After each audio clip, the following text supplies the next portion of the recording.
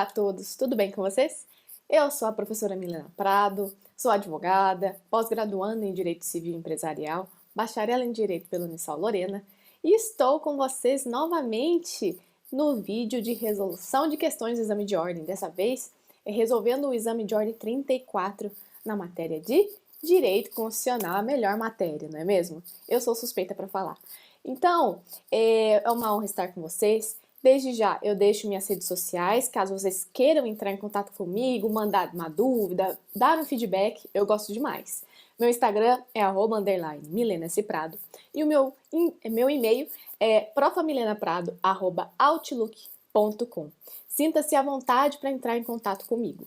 E não deixe de seguir a playlist completa que nós iremos resolver do exame 34. Então, curta esse vídeo, compartilhe para os amigos e comente bastante, ok? Vamos fazer como sempre. Eu vou ler a primeira questão de direito constitucional e depois nós iremos resolvê-la. Vamos começar? Vamos lá, questão número 11. O governador do estado Alfa, como represália às críticas oriundas dos professores das redes públicas de ensino, determinou cortes na educação básica do referido ente, bem como instituir a necessidade de pagamento de mensalidades pelos alunos de estabelecimentos oficiais de ensino que não comprovasse ser oriundos de famílias de baixa renda. Sobre a conduta do governador, com base na Constituição Federal de 88, assinale a afirmativa correta. E aí nós temos as alternativas A, B, C e D. A. Está errada, pois a gratuidade do ensino público em estabelecimentos oficiais está prevista na ordem constitucional, ou o oferecimento irregular pode ensejar, inclusive, a responsabilização do governador do estado Alfa. B. Está errada, pois o Estado deve garantir a educação básica obrigatória e gratuita dos 4 aos 17 anos de idade, de modo que ele apenas poderia restringir sua oferta gratuita em relação àqueles que a ela não tiverem acesso na idade própria. C. Está certa, pois a gratuidade do ensino público, com a promulgação da Constituição de 1988, deixou de ser obrigatória, sendo facultado o exercício das atividades de ensino pela iniciativa privada. E D. Está errada, pois os estados e o Distrito Federal devem atuar exclusivamente no ensino médio e fundamental, de sorte que o governador do estado Alfa não poderia adotar medida que viesse a atingir indistintamente todos os alunos da educação básica. Então, pause esse vídeo, resolva a questão, que eu vou passar o gabarito para vocês e vamos fazer os comentários. Muito bem, a resposta da questão 11 é a alternativa A. A alternativa A é a correta, que diz que está errada, pois a gratuidade do ensino público em estabelecimentos oficiais está prevista na ordem constitucional, ou o oferecimento irregular pode ensejar, inclusive, a responsabilização do governador do estado Alfa. Está perfeita.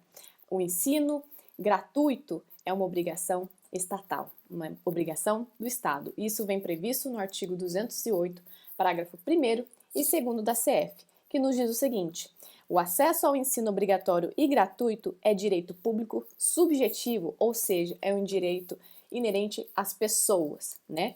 E parágrafo 2º, o não oferecimento do ensino obrigatório pelo poder público ou sua oferta irregular importa a responsabilidade da autoridade competente. No caso, estávamos falando sobre o governador do estado Alfa.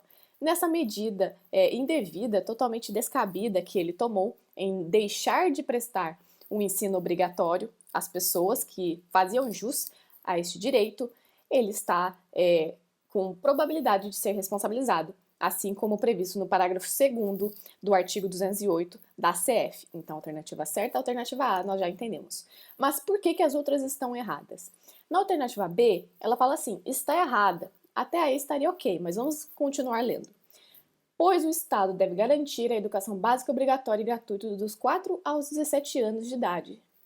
Tá certo até aí, porque o artigo 208 nos indica, no inciso 1, que quando que é educação básica obrigatória, então é dos 4 aos 17 anos de idade realmente, mas o que acontece no final do inciso 1º é indicado o quê? Assegurada inclusive sua oferta gratuita para todos os que a ela não tiverem acesso à idade própria, que é o indicado de forma contrária aí no final da alternativa B.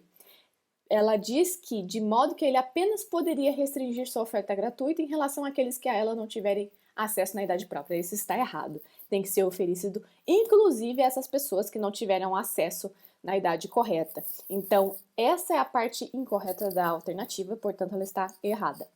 Alternativa C. Está certa? Não, lógico que não. Nós vimos que é uma obrigação aí a prestação de educação por parte do Estado às pessoas, né? Nós temos a indicação da educação básica, a educação infantil. Vocês podem analisar no artigo 208 da CF até de forma mais detalhada depois. E, além de estar errado, você já tiraria essa de questão em falar que está certa. Ela fala assim: pois a gratuidade do ensino público deixou de ser obrigatória? Lógico que não, lógico que não. A CF traz o entendimento contrário, que é sim uma obrigação do Estado promover a educação básica para a sua população. É uma obrigação estatal e que é oferecida de forma gratuita, como regra, né? Então, a alternativa C também está errada. A alternativa D está errada, pois os estados do Distrito Federal devem atuar exclusivamente no ensino médio e fundamental, de sorte que o governador do estado Alfa não poderia adotar medida que viesse a atingir indistintamente todos os alunos da educação básica. E daí eu indiquei para nós aí o artigo 211, parágrafo 3º, que nos diz o seguinte: os estados e o Distrito Federal atuarão prioritariamente no ensino fundamental e médio. Mas aí não é dito que é exclusivamente, é prioritariamente. Deve ser priorizado esse momento da educação. Então, a educação do ensino médio e fundamental, mas não que somente poderá ser oferecido por eles, fundamental e médio. Aí que está o erro. Na alternativa, ela foi bem capciosa, ela falou assim, exclusivamente, e não é isso. É indicado que é prioritariamente. Por isso, ela está equivocada, né? Então, a alternativa D também está errada com base no artigo 211, parágrafo 3º. Joia? Vamos para a questão 12 agora. Ela fala o seguinte: o governador do estado Alfa propôs perante o Supremo Tribunal Federal ação declaratória de constitucionalidade, a ADC, né? Com pedido de tutela cautelar de urgência para ver confirmada a legitimidade jurídico-constitucional de dispositivos da Constituição Estadual. Isto em razão da recalcitrância de alguns órgãos jurisdicionais na sua observância. Foi requerida medida cautelar.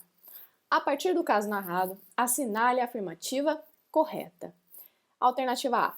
A ADC pode ser conhecida e provida pelo STF, para que venha a ser declarada a constitucionalidade dos dispositivos da Constituição do Estado Alfa, indicados pelo governador. B. Embora a ADC proposta pelo governador do Estado Alfa possa ser conhecida e julgada pelo STF, revela-se incabível o deferimento de tutela cautelar de urgência nessa modalidade de ação de controle abstrato de constitucionalidade. C. A admissibilidade da ADC prescinde da existência do requisito da controvérsia judicial relevante, uma vez que a norma sobre a qual se funda o pedido de declaração de constitucionalidade tem natureza supralegal. D. A ADC não consubstancia a via adequada à análise da pretensão formulada, uma vez que a Constituição do Estado Alfa não pode ser objeto de controle em tal modalidade de ação abstrata de constitucionalidade. Então, pause o vídeo aqui, resolva a questão e vamos ver se você acertou. Resolvida a questão, vamos ver qual que é a alternativa correta. A alternativa correta é a alternativa D.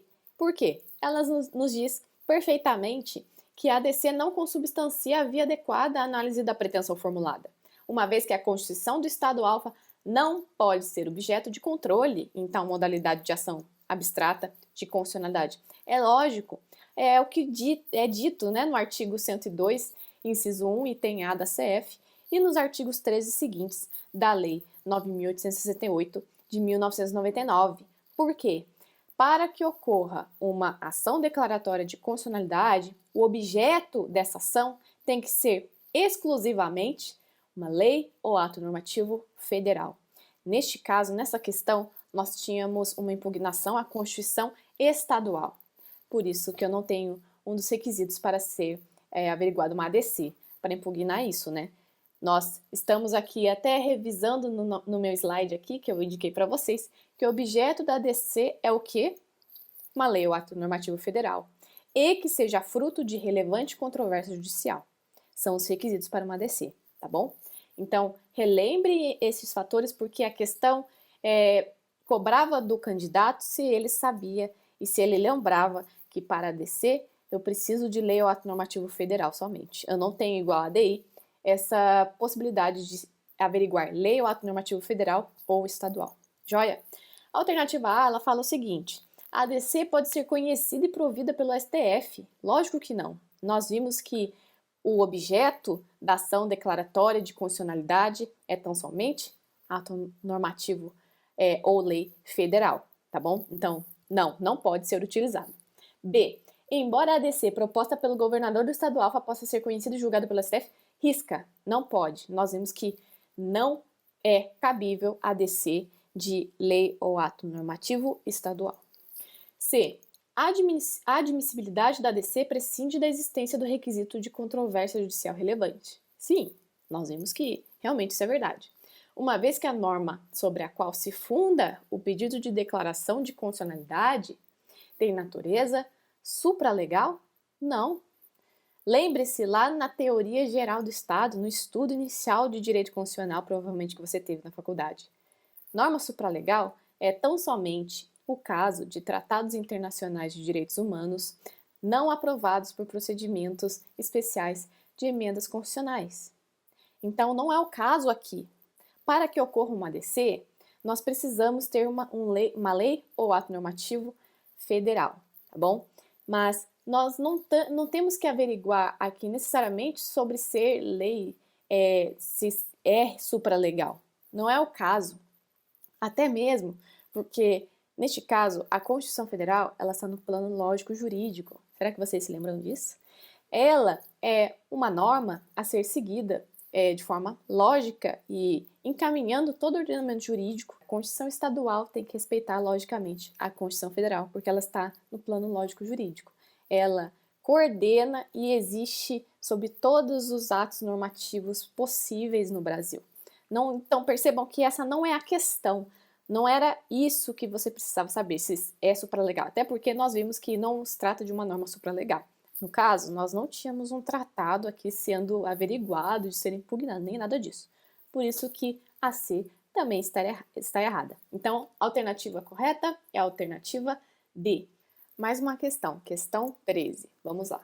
O perfil de proteção jurídica dos direitos fundamentais já passou e vem passando por momentos de avanços e evoluções atrelados aos diferentes paradigmas constitucionais. Formam uma categoria aberta e dinâmica que se encontra em constante mutação, em razão do artigo 5º, parágrafo 2º da CF.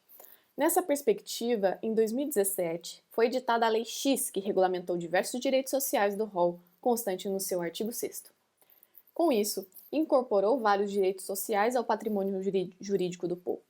No entanto, em 2019, foi aprovada a Lei Y, que revogou completamente a Lei X, desconstituindo pura e simplesmente o grau de concretização que o legislador democrático já havia dado ao artigo 6º da CF, sem apresentar nenhum outro instrumento protetivo no seu lugar. Diante de tal situação e de acordo com o direito constitucional contemporâneo, a Lei Y deve ser considerada alternativa A. Inconstitucional, pois a revogação total da Lei X, sem apresentação de lei regulamentadora alternativa, viola o princípio da reserva do possível. Alternativa B. Inconstitucional, pois a revogação total da Lei X, sem apresentação de lei regulamentadora alternativa, viola o princípio da proibição de retrocesso social. C. Constitucional, pois predomina no direito brasileiro o princípio da reserva do possível, cuja interpretação garante a onipotência do poder legislativo na concretização dos direitos sociais. D. Constitucional, pois predomina no direito brasileiro o princípio da proibição do retrocesso social, de modo que os direitos sociais não têm imperatividade, podendo ser livremente regulamentados. Então, pare este momento do vídeo e resolva a questão, que eu vou passar o gabarito para vocês. Perfeito! A alternativa correta é a alternativa B. Por que ela é a correta, né? Porque ela nos indica a proibição do retrocesso social. Na própria questão, você poderia interpretar em que foi indicado que simplesmente foi desconstituído o grau de concretização que o legislador deu aos direitos sociais.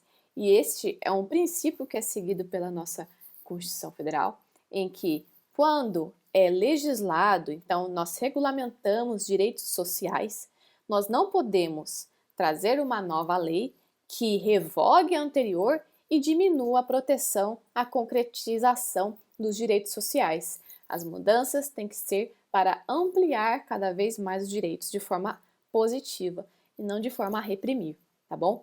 Então, a alternativa B está correta. E aí nós temos uma questão que envolve doutrina, envolve um estudo mais aprofundado, de certa forma, da Constituição Federal. Vamos ver por que as outras estão erradas, né? A alternativa A, ela fala que é inconstitucional. Sim, seria inconstitucional, mais especificamente uma inconstitucionalidade material, né? Porque o direito ali invocado está sendo suprimido. Mas aí ela fala o seguinte: pois a revogação total da Lei X sem apresentação de lei regulamentadora alternativa viola o princípio da reserva do possível, e não é isso que se trata essa questão. O princípio da reserva do possível indica a possibilidade e a abrangência de atuação do Estado no que diz respeito ao cumprimento de alguns direitos, como os direitos sociais. Então, não se trata disso, não se trata de efetivar os direitos sociais com políticas públicas, com base na reserva do possível, mas sim na alteração de lei, então na regulamentação de direitos sociais de forma a reprimi-los, né? E não é o caso, portanto, o princípio indicado que deve ser seguido aqui na questão é o princípio da proibição do retrocesso social.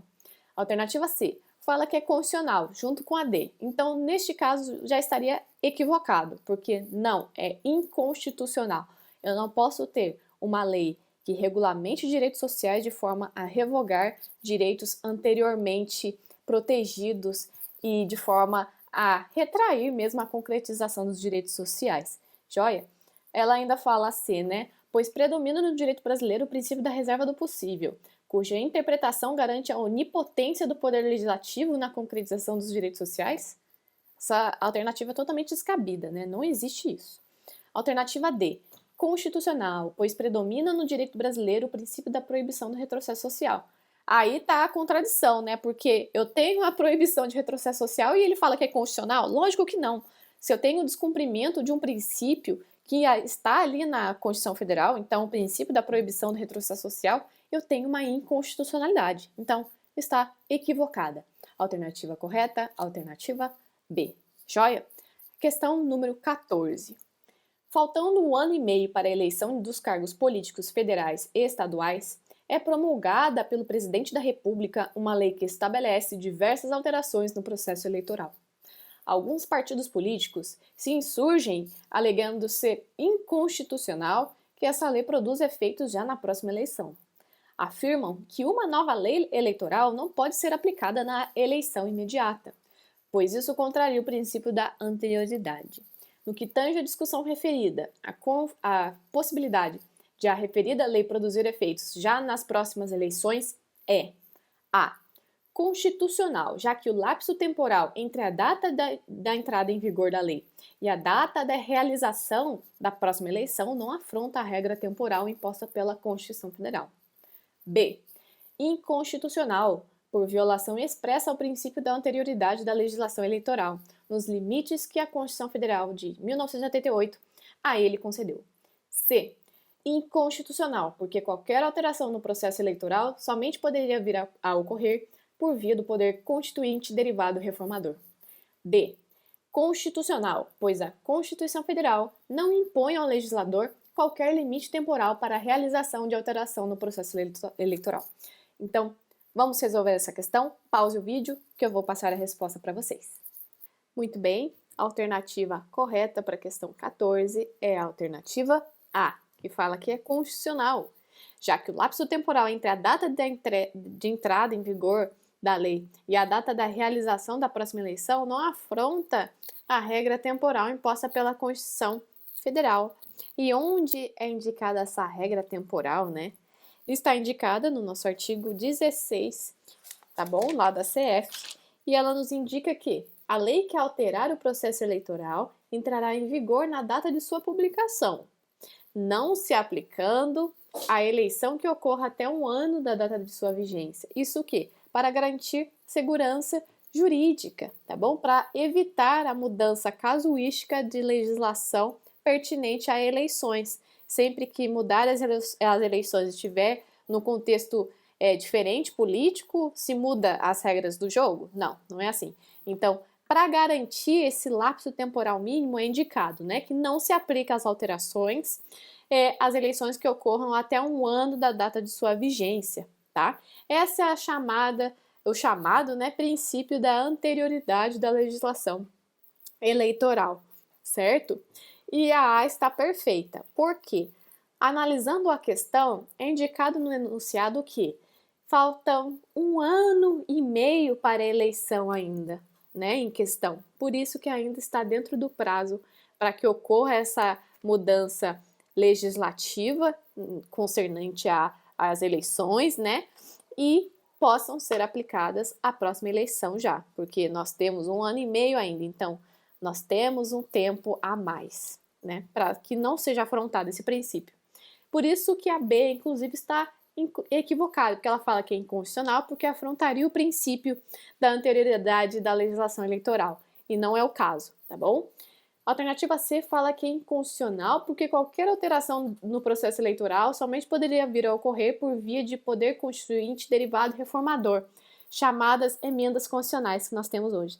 E o enunciado do artigo 16 nos indica que lei poderá alterar o processo eleitoral, não sendo exigido, portanto, que seja necessariamente uma emenda constitucional, tá bom? Então essa também está errada. E a D fala que é constitucional, pois a Constituição Federal não impõe ao legislador qualquer limite temporal para a realização de alteração do processo eleitoral? Lógico que não. Nós acabamos de ver no artigo 16 que temos que seguir o princípio da anterioridade da legislação eleitoral. Então, a alternativa correta, a alternativa A. Questão 15. A zona oeste do estado Delta foi atingida por chuvas de grande intensidade por 2 semanas, levando os especialistas a classificar tal situação como de calamidade de grandes proporções da natureza, em virtude dos estragos observados.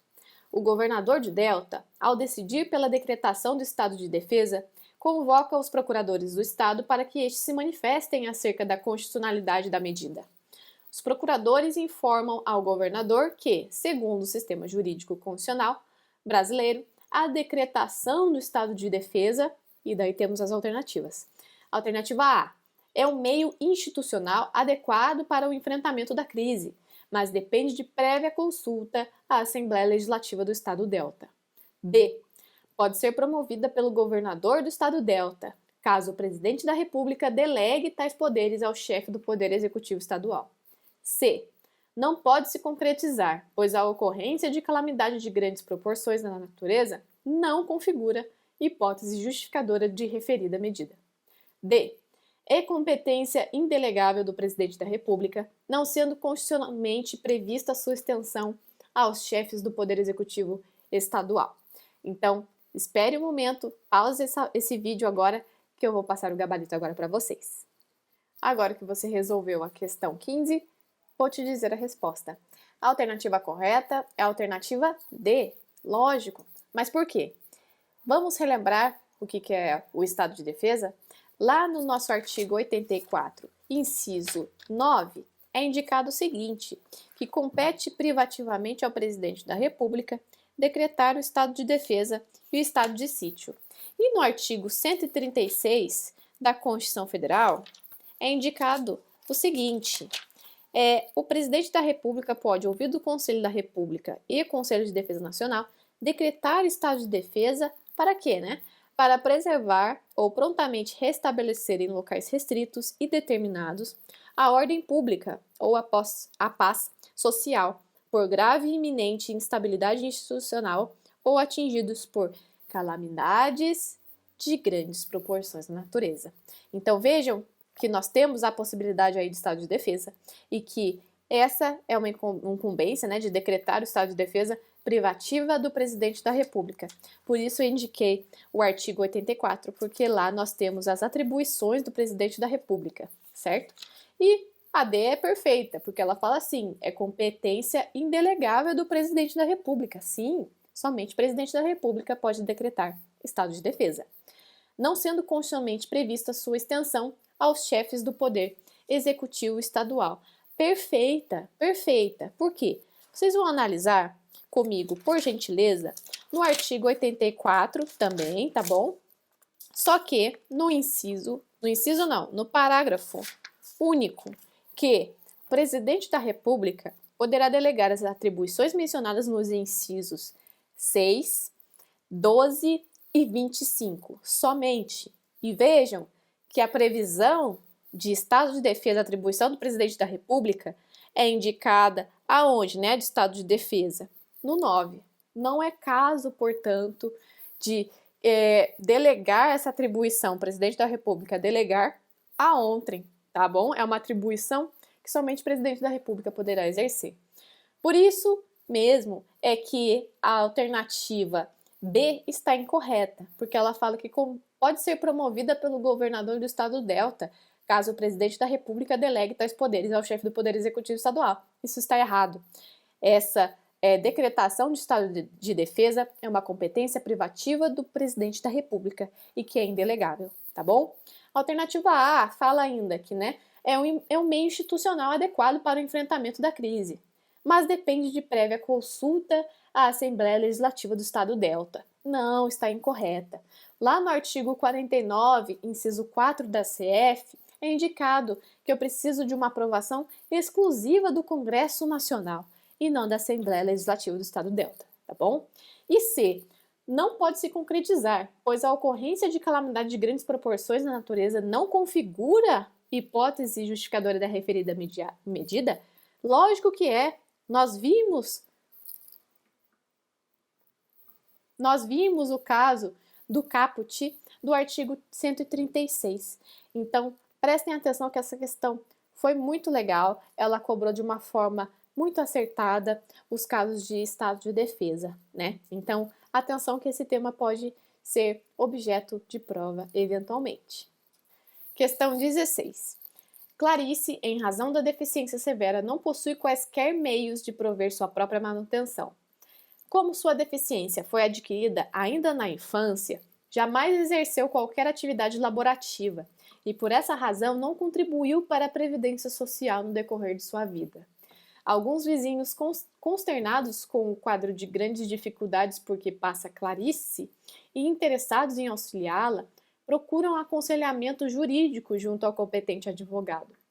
Este, ao tomar ciência detalhada da situação, informa que, segundo o sistema jurídico constitucional brasileiro, comprovada sua deficiência, Clarice, e daí nós temos as alternativas. Alternativa A, possuirá a garantia de receber um salário mínimo de benefício mensal, independentemente de qualquer contribuição à Seguridade Social, nos termos da lei. Alternativa B, poderá acessar o sistema previdenciário para que este lhe conceda uma pensão por invalidez, cujo valor, nos termos da lei, não ultrapassará 2 salários mínimos. Alternativa C, possuirá direito a um benefício de metade do salário mínimo vigente, mensalmente, se vier a comprovar, nos termos da lei, sua filiação ao sistema previdenciário. Alternativa D, terá que contribuir com ao menos uma parcela a fim de ser considerada filiada ao sistema previdenciário e só assim terá direito a benefício no valor estabelecido em lei. Então, pause esse vídeo para resolver a questão e em breve eu retorno com a resposta. Muito bem, resolvida a questão 16, a alternativa correta é a alternativa A, que prevê que Clarice possuirá a garantia de receber um salário mínimo de benefício mensal, independentemente de qualquer contribuição à Seguridade Social, nos termos da lei. Esse é o benefício que nós famosamente chamamos de LOAS, né? Que é uma modalidade de assistência social prevista no artigo 203 da CF, né? Mais especificamente no inciso 5. Vamos relembrar rapidamente comigo, no caput do 203, o que seria essa assistência social, né? A assistência social será prestada a quem dela necessitar, independentemente de contribuição à Seguridade Social. Ou seja, a pessoa não precisa ser beneficiária, portanto, ser contribuinte à Seguridade Social para que faça jus a esse benefício, certo? E tem por objetos, e daí o inciso 5, né? A garantia de um salário mínimo de benefício mensal à pessoa portadora de deficiência e ao idoso que comprovem não possuir meios de prover a própria manutenção ou de tê-la provida por sua família, conforme dispuser a lei. Então, aqui, neste inciso, nós já temos os requisitos para a concessão desse benefício, né, da assistência social, e que será no valor de um salário mínimo. As outras, vamos ver porque estão erradas, né? A alternativa B fala que poderá acessar o sistema previdenciário para que este lhe conceda uma pensão por invalidez, cujo valor nos termos da lei não ultrapassará 2 salários mínimos. Não, aqui nós estamos falando, no caso, né, de uma aposentadoria por invalidez. E para que seja concedido esse tipo de aposentadoria, é exigido a qualidade de segurado. A pessoa tem que ter contribuído para a Seguridade a tempo especificado, né, pela lei específica sobre isso. Então, a alternativa B está incorreta porque, na verdade, não estamos falando de um caso de aposentadoria por invalidez, pensão por invalidez. Porque, na verdade, a Clarice nunca contribuiu. Então, a única medida provavelmente possível para ela seria certamente o indicado no item A, né, que é o LOAS. C. Possuirá direito a um benefício de metade do salário mínimo vigente mensalmente, se vier a comprovar nos termos da lei sua filiação ao sistema previdenciário. Além dela indicar essa alternativa, que ela teria que indicar filiação ao sistema previdenciário, contrariando o que foi indicado no caput do artigo 203, né, que a assistência social independe de contribuição, ele ainda indica metade do salário mínimo vigente, que não é o caso, não se aplica, nós não temos essa previsão no artigo 203, tá bom? E D. Terá que contribuir com ao menos uma parcela a fim de ser considerada afiliada ao sistema previdenciário, e só assim terá direito a benefício no valor estabelecido em lei. Não, o caput do 203 fala o quê? Que a assistência social é prestada a quem necessitar, independentemente de contribuição à Seguridade Social. Por isso ela está equivocada, essa alternativa D, e a está correta, está perfeita, que fala que ela vai ter direito a um salário mínimo de benefício mensal, independentemente de contribuição à Seguridade Social. Joia? Vamos para a próxima questão. Questão 17. João Santos, eleito para o cargo de governador do estado Delta, em cumprimento de uma promessa de campanha, resolve realizar severa reforma administrativa, de modo a melhorar as condições econômico-financeiras do estado Delta. Para tanto, entre várias propostas, sugere a extinção da Defensoria Pública do Estado, sendo que a Procuradoria-Geral do Estado passaria a ter, então, a incumbência de exercer as atribuições da instituição a ser extinta. Segundo a ordem jurídica constitucional brasileira, o governador está a. Correto, pois os interesses públicos primários e secundários são coincidentes, não havendo motivos para que mais de um órgão venha a ter a competência concorrente de tutelar a ambos. B. Equivocado, pois a extinção da Defensoria Pública teria por consequência automática o repasse das atribuições do órgão a ser extinto para o Ministério Público do Estado Delta. C. Correto, pois a organização da estrutura administrativa do Estado Delta é atribuição do governador do Estado, como decorrência natural do princípio federativo. E D. Equivocado, sendo que sua proposta viola a Constituição Federal, já que a Defensoria Pública, como instituição permanente, é essencial à função jurisdicional do Estado. Resolva a questão, pause este vídeo que eu vou passar a resposta. Muito bem, a alternativa correta é a alternativa D, que fala que é equivocado, sendo que sua proposta viola a Constituição Federal, já que a Defensoria Pública, como instituição permanente, é essencial à função jurisdicional do Estado, conforme o que? O artigo 134 da CF, que nos indica que a Defensoria Pública é instituição permanente essencial à função jurisdicional do Estado. Portanto, qualquer medida que afronte a existência e tenda a abolir esse órgão, que é então essa instituição permanente essencial à função jurisdicional do Estado, inclusive, né, estará afrontando o Estado democrático de direito e direitos e garantias fundamentais. Por isso que é equivocado, tá bom? e a D é a correta. Vamos ver porque as outras estão erradas, né? A A e a C estão incorretas porque de cara falam que é correta a medida tomada pelo João Santos e na verdade está incorreta, né? A fala que é correto pois os interesses públicos primários e secundários são coincidentes, não havendo motivos para que mais de um órgão venha a ter a competência concorrente de tutelar a ambos. Veja que isso não tem nada a ver. Nós temos uma previsão na Constituição Federal indicando que a Defensoria Pública é aplicado assim como o Ministério Público, tá bom? A função de ser essencial jurisdicionalmente ao Estado, né? É a função essencial à Justiça. Por isso, cada um terá a sua incumbência própria, né? Eles têm previsão constitucional e são garantidos constitucionalmente. Portanto, eles não podem ser abolidos sobre a informação de que nós já temos um órgão que faz algo parecido, então nós não precisamos mais manter essa instituição. E isso não é verdade, não é mesmo? Então, a A está incorreta. A B fala que é equivocado, pois a extinção da Defensoria Pública teria, por consequência automática, o repasse das atribuições do órgão a ser extinto para o Ministério Público do Estado do Delta. Isso não existe.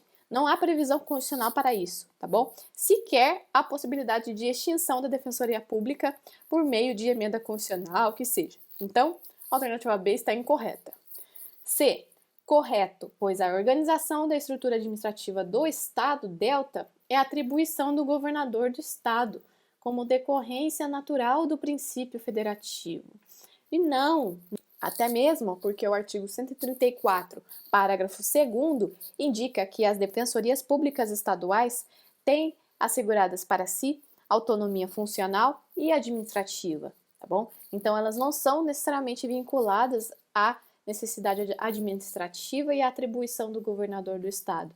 Por isso mesmo é que ele não poderia tomar essa medida indicada no inciso, na alternativa C. Então, a alternativa correta é a alternativa D.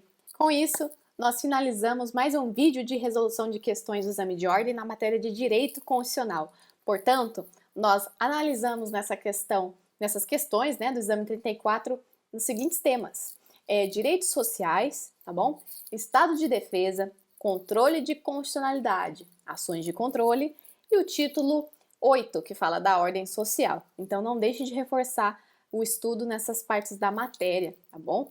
E aqui uma dica da professora, tá bom? O que vocês não podem deixar de estudar para ir à prova, né? Pelo menos na matéria de direito constitucional. Estudem, por favor, controle de constitucionalidade, competências, direitos fundamentais e remédios constitucionais, tá bom? E deem uma reforçada ainda em alguns temas que eu acho que podem ser objeto de questão. Então, a parte de direito dos índios, então a parte dos indígenas, né? O respaldo constitucional aos índios que nós temos. Então, estudem essa parte, tá bom? E deem uma revisada, uma parte importante da matéria, que são os direitos políticos, tá bom? A parte de inelegibilidade. Então, estude essa parte da matéria, porque até pelo cenário das notícias que nós temos tido recentemente, às vezes a FGV presume que você está acompanhando as notícias e ele vai fazer uma questão acompanhando as notícias. Então, fiquem atentos a tudo isso que eu indiquei. E aí, um presente final para você que ficou até o final deste vídeo. Você é merecedor, você merece este presente que eu preparei para você, tá bom? Então, caso você queira, bom, professora, eu estou esquecendo de algumas partes da matéria de controle de constitucionalidade, uma matéria fundamental que eu indiquei para você, que é tema que você precisa estudar para ir para o exame de ordem, né? Controle de constitucionalidade. Eu coloquei aqui a chave especial, ela apareceu aqui para nós, que você vai ter que fazer o seguinte para receber um documento exclusivo que eu formulei para vocês, alunos atentos que querem estudar e arrebentar, né, na parte constitucional no exame de ordem. Entrar, então, portanto, na minha DM, vocês vão mandar uma mensagem no direct do meu Instagram, vão me adicionar, vão me seguir, tá bom? Eu vou avaliar se vocês vão me seguir, hein? E vocês vão mandar a mensagem assim: controle de constitucionalidade é legal, tá bom? Para mudar a nossa frase que nós tivemos no antigo vídeo que eu fiz, né, que constitucional é legal, agora vamos ter controle de constitucionalidade, que é legal, né? Eu acho maravilhoso. Então, por favor, façam isso. Você que é esperto, você que quer um presente da professora aqui, que fez com muito carinho para você, entre em contato e não perca essa oportunidade, tá bom? Então, eu me despeço. Queria agradecer a cada um de vocês que ficou até aqui e não deixe de entrar em contato comigo, tá bom? Meu Instagram é @_Milena_Prado e o meu e-mail é profamilenaprado@outlook.com. Não deixe de se inscrever no canal, curta esse vídeo, comente bastante e compartilhe para os seus amigos que querem passar no exame de ordem e obter a tão sonhada vermelhinha. Então, até mais e eu fico à disposição. Um abraço!